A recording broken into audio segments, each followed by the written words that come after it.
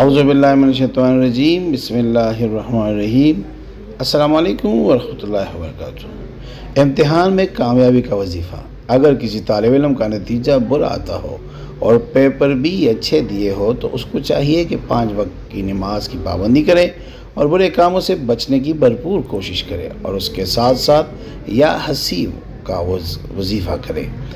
नमाज इशा के बाद किसी भी वक्त अव्वल आखिर 11 मरतबा दरूद इब्राहिमी पढ़ें और उसके साथ 1111 मरतबा यानी 1111 मरतबा किबला रूह होकर 11 दिन तक एक वक्त में बावजू होकर या हसीब काबल करे। इंशाअल्लाह ताला अपने मकसद में कामयाबी मिलेगी।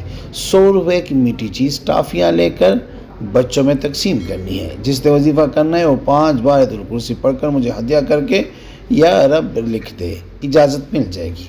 और किसी को बताना है तो उसको कहें कि वो 7 बार आयतुल कुर्सी पढ़कर मुझे वो हदिया करे। उसके आप कमेंट में या वारिस लिखना है, फिर उसको भी इजाज़त मिल जाएगी और दुआओं में भी शामिल हो जाएंगे।